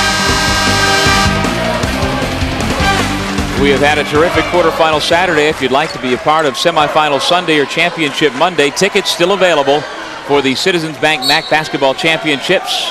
Here at the Times Union Center in Albany. To buy tickets, call 1-800-30-EVENT or go to MAACsports.com for more information. Which one of these teams will be in the semis? We will find out over the next 4 minutes. And it's been interesting that it's been a low-scoring slugfest. Fisher misses on the forced jump hook. These are two high-scoring teams. They both average in the 70s, both well below their season averages here tonight. Somebody's going to have to grind it out to get this win. Gavin and Devizin, along with Farmer, Benjamin, and Stilfen. Wow. A big three by Jay Gavin, his first from beyond the arc tonight. That is a big shot right there from a guy that's not been shooting it well from beyond the line, stepping up like he's a senior, not a freshman. And there's your immediate answer on the other end. He is something else. Oh, man. 23 points now for Fisher, tied at 55. That would have been an easy bet. Who's taking that shot?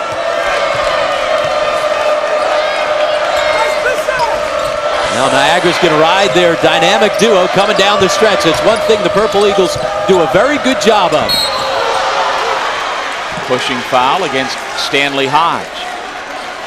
Now that'll be a 1-and-1 for Stilfen, who's not a very good foul shooter at just 52%. Senior setting a solid screen at one end, and here's Sharon Fisher just bulling his way to the basket. Get out of his way. Third foul on Hodge, and Stilfen to the line, the fifth-year senior out of Bay Village, Ohio, just outside of Cleveland. Left it short. And Fisher has matched his career high with his 16th rebound. Looked like a 52% foul shooter on that one. Remember, that was the 9th team foul, so you got the last 1-and-1 opportunity. Lewis. What a big three. It's 58-55 Niagara. And what a big two, huh? Fisher inside to get the score last possession. This time as well going to Lewis. One thing we said, they do a great job of putting the basketball where you want it.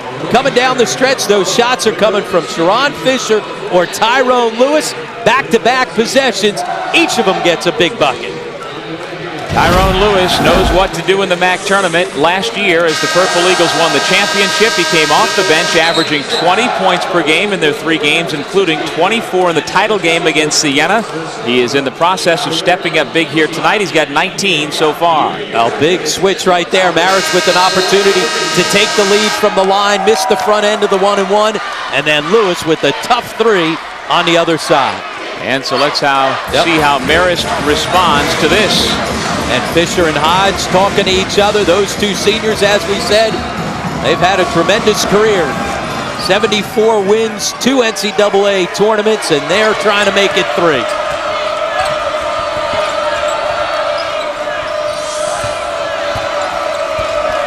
Stilfen working on Fisher, kills the dribble.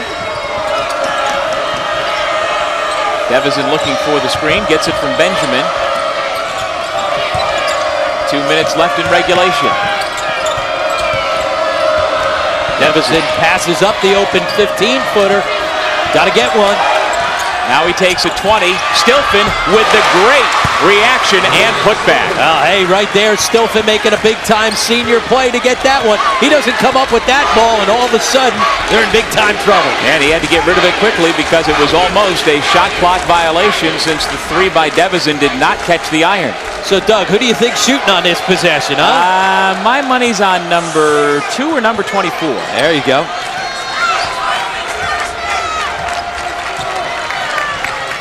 Well, great denial defense by Devizin to keep it out of number 2's hands. Lewis now does have it.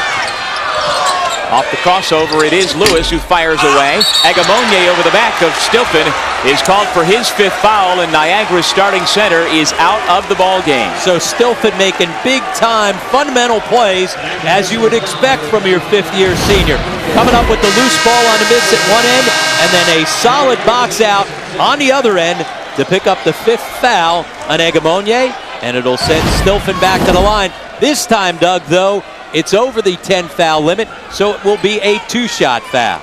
So he does the fundamentals on the glass, and defensively, can he take care of the fundamentals at the free throw line? Well, that's one fundamental he's not done this season at just 52%, but remember, he missed the last one, so percentages go right. Maybe he'll knock down this one. Devizin got a piece of the jersey, little grab, no call. Challenge back out on that 3. There's Agamonye coming over the top. Well, Sharon Fisher does not want to see his college career come to a close. Niagara with a record of 18-9. They've won 4 of 5 coming into the tournament. And he is on his way to being one of the most prolific scorers in Niagara history, but he wants to play in the semis tomorrow night. Right now they are clinging to a 1-point lead. And he's got defenders clinging all over him on the other end, but I'll tell you one thing, the ball's going to go through Sharon Fisher on the next possession. Matt Brady working it on the sideline. Hard to look when you got a 52% foul shooter on the line. 1 of 4 from the line today. Gets the shooter's roll. Well, it's a lot easier stepping up there knowing that you've got 2 attempts at it than stepping up with the 1-and-1, which he missed a couple of minutes ago. He gets them both. Marist back ahead, 59-58. Now let's see how they get the ball in Sharon Fisher's hands on this play. Lived up to the billing. It's been a terrific finish to our quarterfinal. Fisher directing traffic, telling Lewis to give it to Hodge on the wing so he can get the ball in the post. Instead, Lewis still with the dribble. Finds himself in trouble, and now really in trouble. The reach-in foul called against Devizin.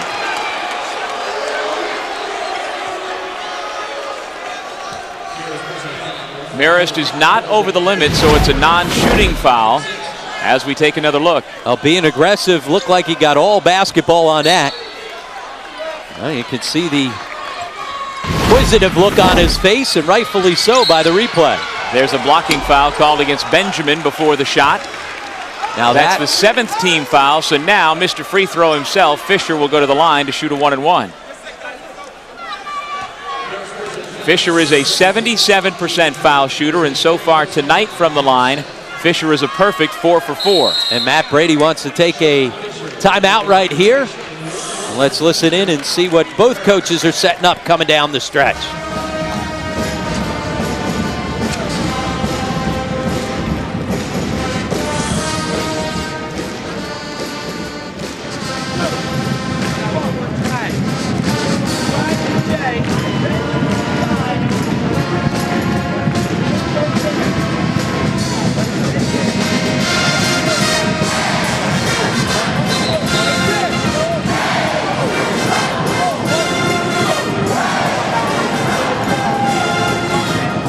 Well, clearly strike up the band. I think Matt Brady cued the band and said, let's drown out this microphone nearby. But sometimes you take that timeout late to try and ice the foul shooter. That wasn't the reason why Matt Brady took that timeout. It was to set things up on the other end.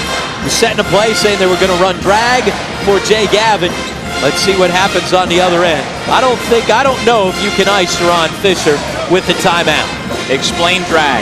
I'm not quite sure what that is, but you got to figure that it's getting him with some movement, getting himself along the baseline, trying to run off a screen.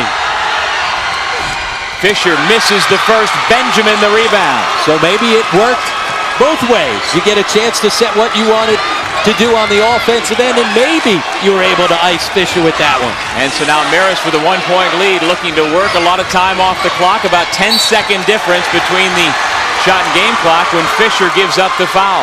Well, drag took him along the baseline, put the ball in his hands, and then it was a high ball screen. Fisher too aggressive on the jump out, hedging too high, too hard, and now Gavin will go to the line for 2. Here comes this ball screen. Matt Brady, you see, he starts to signal for the timeout and then backs away from it. How about that one? Big play right there. Started to think about taking it, instead backed away, and that allows Gavin to go to the line. Ask Bobby Gonzalez about the timing of taking timeouts late in the ballgame. His timeout took away a three-quarter court heave that would have forced overtime. Sometimes you can overcoach from the sideline, let your players play through. That certainly worked out for Matt Brady. So now timeout called with 30.6 to go. Shot clock is off. Marist up 3. Niagara will have the ball, and I'm guessing Sharon Fisher will be involved here. Well, no question about that. 30 seconds left. You don't have to worry about the 3. Go to your bread and butter. Put him into the post. See what you can do playing off of him.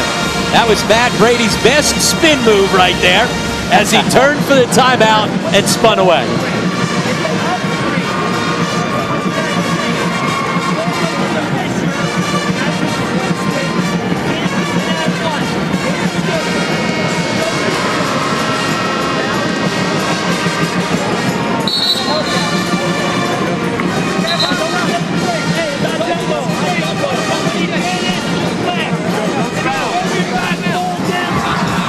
So what I gathered there was don't give him a 3 and don't allow Fisher an and 1, because clearly Sharon is a master at getting the and 1. So Coach Brady saying no 3s and no and 1 for Fisher. Well, that's the key. You're up by 3. Don't let them get it all back on one possession. Guard the three-point line.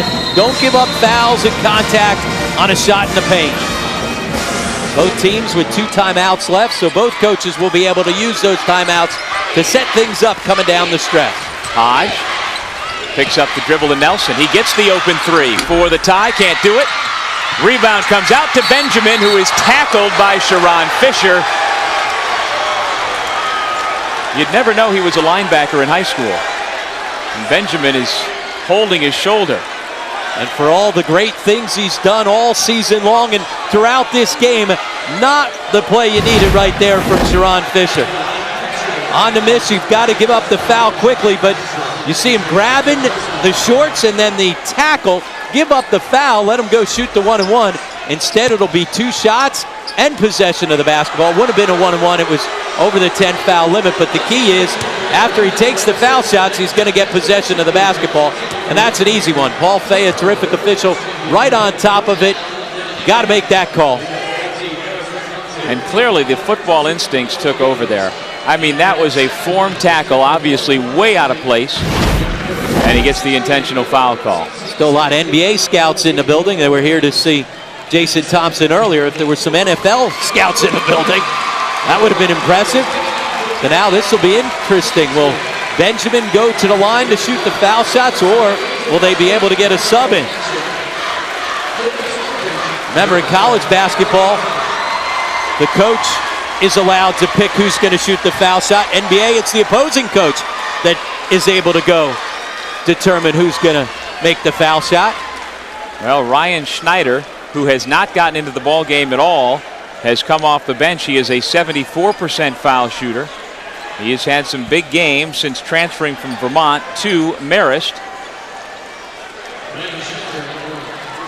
Now we check the box score. He did get in at some point in the ball game. They've got him for 1 minute, so he is back into the ball game, but he cannot make the shot. You see Coach Brady saying, just get one. And Schneider delivers. So a 4-point Marist lead, 62-58. And because of the intentional foul, Marist will keep possession. Devizin, the inbound man on the sideline. Williamson has come back in for the Purple Eagles, replacing Gordon. Immediate foul, and Farmer goes flying. Another hard foul. No intentional signal given up at this point. But it's Stanley Hodge who tackles Farmer to the bench. And this game's not over. It's still a 4-point game. You can't give up an intentional there. Make him go get it from the foul line. Even if he makes both foul shots, it's still a 2-possession game. That's not an intentional foul. They're both going off the floor. That's when he grabs him. Much different. Good piece of officiating right there, too. Now if you're Niagara, if he makes both of these, you've got to get a 3. If he misses 1, then you can still go get the 2, although you'd like to find a 3. That was the 4th foul on Stanley Hodge. Still plenty of time. Remember, Niagara's got timeouts. The 78% foul shooter gets 1 out of 2. A dozen points for the senior from Clinton, Connecticut. And a timeout called by the Red Foxes. And Matt Brady takes the timeout to try and set his defense. Let's see if they maybe show a little token pressure to try and take some time off the clock, as Niagara's going to try and advance it. Again, down by 5, you don't necessarily have to get a 3. Let's listen in.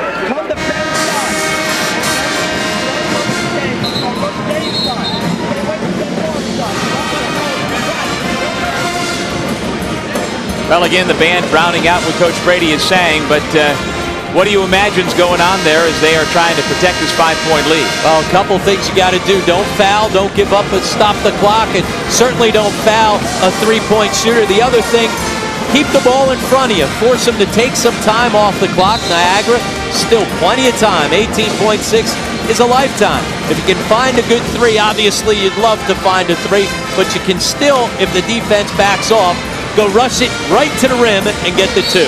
Well, this game was tied at 58 apiece. See Matt Brady saying, don't take a charge, let them go if they drive it. Marist on a run. Got to get it off quickly. There's Hodge for the 3. Man.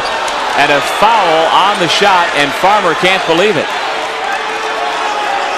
You see Farmer, he can't believe it, but I can't believe he's in the vicinity to make that foul. Even reach in, you can't give the official the opportunity to make that call. You just asked, what is he talking about? The thing I said, do not foul and challenge a jump shooter. See Farmer pulls his hand back. That is not a good call. We have seen a couple tough calls coming down the stretch go both ways. So Hodge, as you see, a good foul shooter with a chance for 3. That's a little reminiscent of the tough call to end the Stanford-UCLA game. It's got to be direct contact late in the game. It's got to be a good, strong call. That was not. And so Hodge trying to take advantage. He's got the first 2 with 1 more coming. And so Niagara will get right up into full court pressure. This is a huge foul shot. Get it down to a 2-point game and also allow them to go find their men defensively. Let's see if Joe Mihalik takes a timeout. If it goes through. Good to see Spongy Benjamin back into the ball game after he went down with a shoulder injury. The miss. Fisher tipped it up, and Benjamin, just back in the ball game, gets the big rebound. What'd you say? Good to see him in, I guess, if you're a Red Fox fan, because Spongy's springy. Got off the floor, able to go get the miss. That was a big miss right there by the senior. As we said, would have cut it down to 2 and would have allowed them to get up into full court pressure. Spongy Benjamin, he was unable to shoot those intentional fouls, but now he's back in on the season. A decent foul shooter at 63%. But he went out of the ball game with a shoulder injury a couple of minutes ago. Will that impact the shot? Look good there. Wilfred Spongy Benjamin now with 5 points. And it's back to a 2-possession ball game. And now if you're Niagara, you got to get up a quick 3, and then you've got to call the immediate timeout. 2 huge swishes for Spongy Benjamin. 8.3 seconds on the clock. Niagara down 5, looking for a miracle. Lewis from the head of the key hits the 3. And still alive. Although I believe they're saying it was a 2, the officials confer. And they will go take a look over at the monitor to make sure whether or not it was a 2 or a 3. Here in the arena, they have yet to put up the 2 or 3, and I'd say that's a 2. I'd say he is touching that line. It's pretty close. It is pretty close. Boy, I don't see any space between the white of his sneaker and the white of the line, though. A game of inches, that's less than an inch either way. Game of millimeters. Yep. And obviously this is a huge call. Looks like Paul Fea says 2.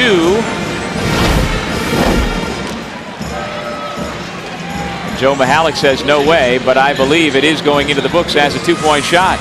Well, clearly you said it right off the bat. Looked like there was no separation between his toe and the white of the line.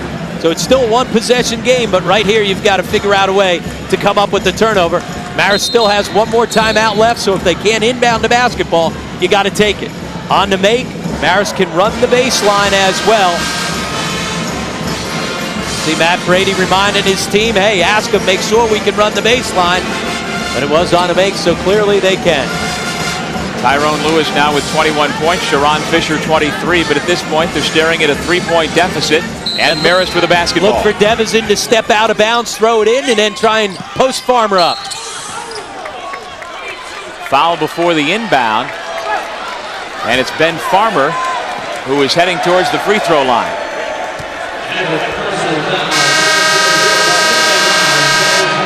And you see right there, not happy with the way that one was whistled.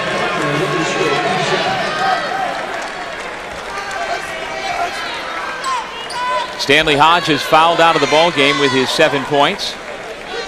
So on the make, you can run the baseline. You can also send another player out of bounds and throw it along the baseline. Matt Brady choosing to have Farmer inbound it to Devizin and then step in the post. And as he posts, quick whistle before the basketball's inbounded.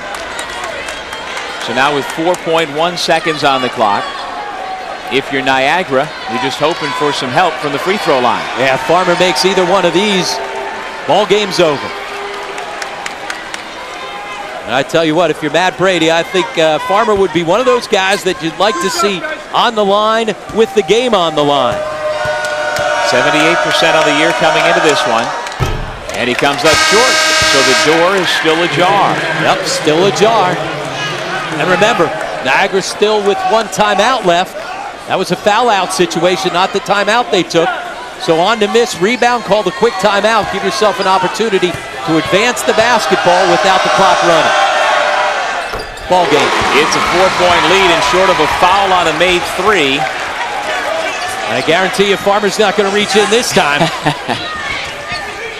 Inbound comes with 1 second. Lewis misfires and the Purple Eagles are knocked out. The defending champs don't get past the quarterfinal round.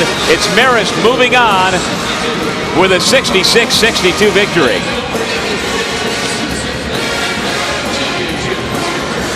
Marist with a 4-point win. The Red Foxes improved to 18-13 overall and will take on Ryder in tomorrow night's second semifinal.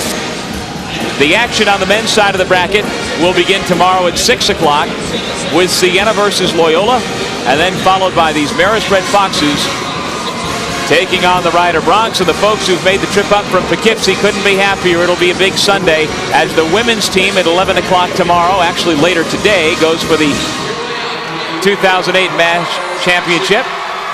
And then the men's team will follow in the evening, trying to get a spot into the MAAC title game on Monday night. Ben Farmer with a big game, the senior trying to extend his career. And indeed, smiles all around as they head into the locker room. Marist wins 66-62. Rob Kennedy standing by with Ryan Stilfen. All right, thanks, Doug and Ryan. Seniors got to make big plays coming down the stretch. None bigger than you tracking down that air ball for the put-in. Was that a shot or an assist? I think he was shooting the ball. Just lucky enough. I was trying to be active on the offensive glass all night. Lucky the ball just fell in my hands. I got up on the glass and went in. And you stepped to the line and made 2 huge foul shots there late.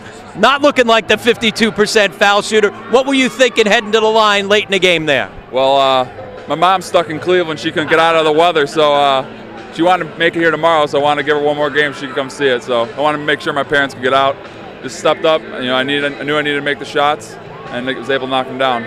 And your senior class has had a terrific run. 72 wins now, second most in school history. I guess you don't want it to end, huh? No, we got the first one. We still need 2 more, so we're going to try and keep this rolling. All right, congratulations. We'll see you tomorrow night in the semis. Looking at the stat sheet, you can put those away a little bit. It came down to making some gutty, big, tough plays down the stretch. It sounds like my halftime speech, Rob, because we talked about character, toughness, and just working real hard.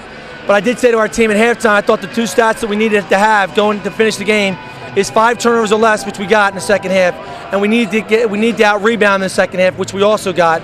But you can't say enough for the plays that our kids made. Ryan Stilfen, Spongy Benjamin with the rebounds, Jay Gavin, and Ben with the big shots. But, a lot of credit to Niagara. Joe has got the model program in this league. Year after year, he's barking off 20 wins.